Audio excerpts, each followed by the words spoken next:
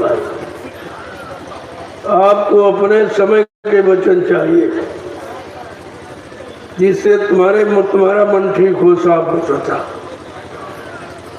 शरीर इंद्रियों की कोई क्रिया करके आप मन को ठीक नहीं कर सकते। इसलिए सतयुग, त्रेता, द्वापर 3 युग ऐसे ही निकल गए।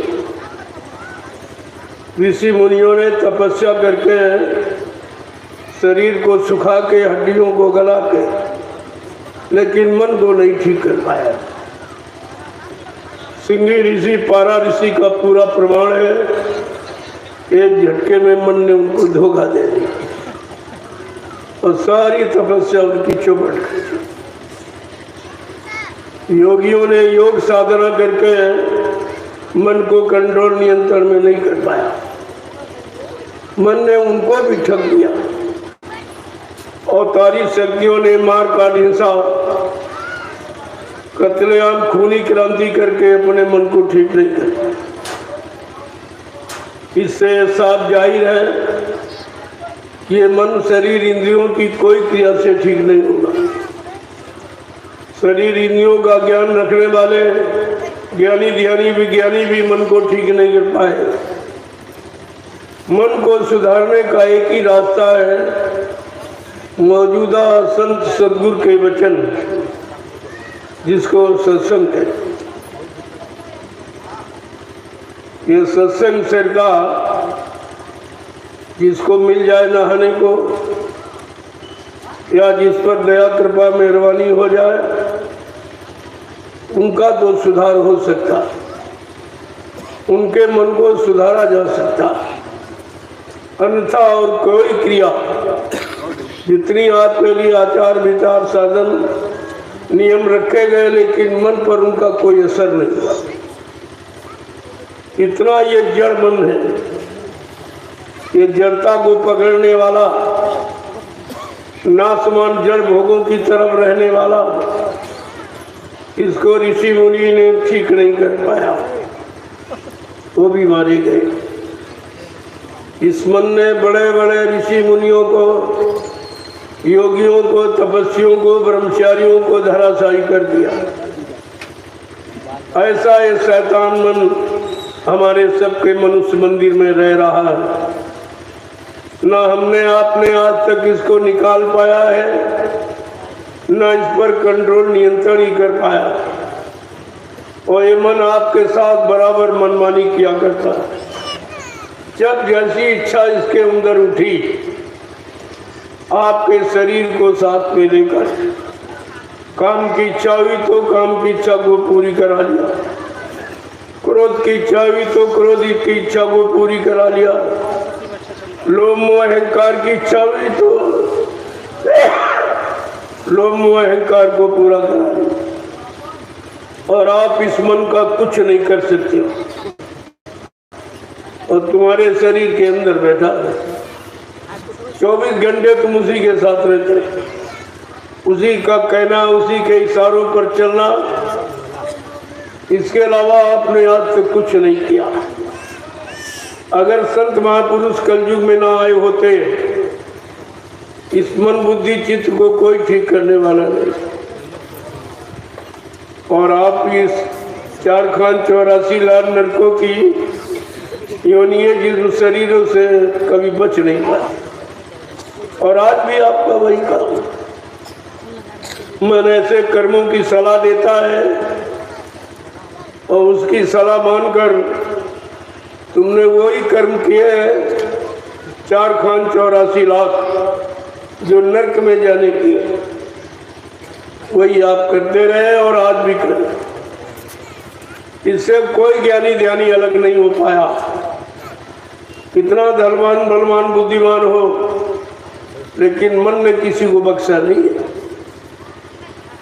तो संत महापुरुषों ने जब एक कलयुग में पधारे, उन्होंने मन को ही पकड़ा और कहा, तुम किसी को अपना दुश्मन मत मानो, असली दुश्मन तुम्हारा मन है। जो तुमको बुरे से बुरे पाप से पाप कर्मों में लगाता रहता और उसी की सजा आपको दिलाता रहता। ये जन्म मरण उसी की सजा। लेकिन जब संत महापुरुष आए, उन्होंने इस शैतान मन को पकड़ा और किसी ने नहीं पकड़ा, मन ने सबको पकड़ा। ज्ञानियों को, ध्यानियों को, ब्रह्मचारियों को, ऋषि मुनियों को, अवतारी शक्तियों को, सबको मन ने पकड़ के रखा और अपने भोगों की गुलामी में लगा दिया। लेकिन जब कलयुग में संत पधारे, उन्होंने इस शैतान मन को पकड़ा और ये कहा, बड़ा बैरी ये मन घट में, इसी को जीतना कठिन। पढ़ो तुम इसी के पीछे और सभी यतन तजना। कि सबसे बड़ा तुम्हारा बैरी दुश्मन तुम्हारा मन है और आज तक किसी ने इसको माना नहीं है। कोई कह रहा पड़ोसी खराब है, ये खराब है, वो खराब है, लेकिन तुमने कभी ये नहीं कहा कि मेरा मन ही खराब है। ये खराबी क्यों देखता है, ये खराबी क्यों सोचता, ये बुराइयों क्यों जाता, अच्छाइयों में क्यों नहीं रहता। और यही कारण है इतने युगों से बुराई को पकड़ने वाला और बुरे माहौल में रहने वाला तुम्हारा मन आज संतों के वचन को भी नहीं पकड़ पा रहा, क्योंकि उसकी आदत पुरानी उधर की है।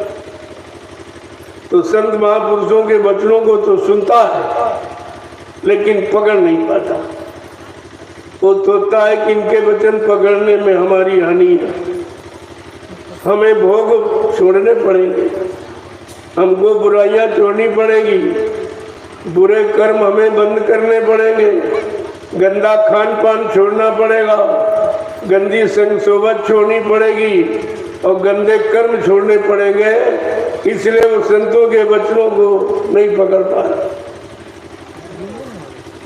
लेकिन संत महापुरुषों ने क्या कहा, पढ़ो तुम इसी के पीछे। अब तुम अपने शैतान मन के पीछे पड़ जाओ। जब दुश्मन के पीछे पड़ जाओगे और संत महापुरुषों के वचनों को मानोगे और अपने जीवन में उतारोगे, इस बैरी दुश्मन मन पर तुम्हारा कंट्रोल, नियंत्रण हो जाए, तब तुम इसे जीत सकते। तुमने सबका ध्यान किया तो उसी ध्यान में फंस गए। पति का, पत्नी का, बच्चों का, भोगों का, यानी मतलब ये बुरे खान पान, बुरी संग सोबत, बुरे कर्मों, सब को पकड़ा। लेकिन अंत में क्या कहा, तुमने ब्रह्मा को पकड़ा, विष्णु को, शंकर को पकड़ा, रामकृष्ण को पकड़ा, देवी देवताओं को पकड़ा, लेकिन मन ने कोई अच्छी बात नहीं पकड़ी। और इन लोगों ने भी मन को ठीक नहीं कर पाया।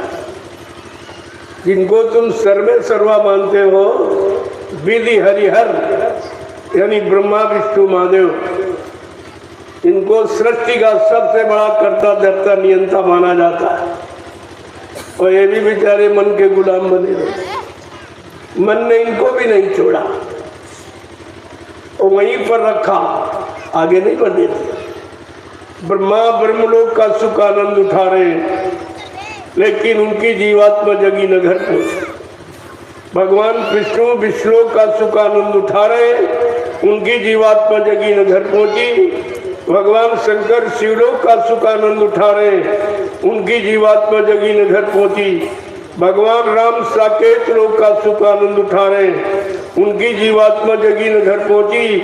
और भगवान कृष्ण गोलोक का सुख आनंद उठा रहे, उनकी जीवात्मा जगी न घर पहुंची। देवी देवता देवलोक का सुख आनंद उठा रहे, उनकी जीवात्मा जगी न घर पहुंची।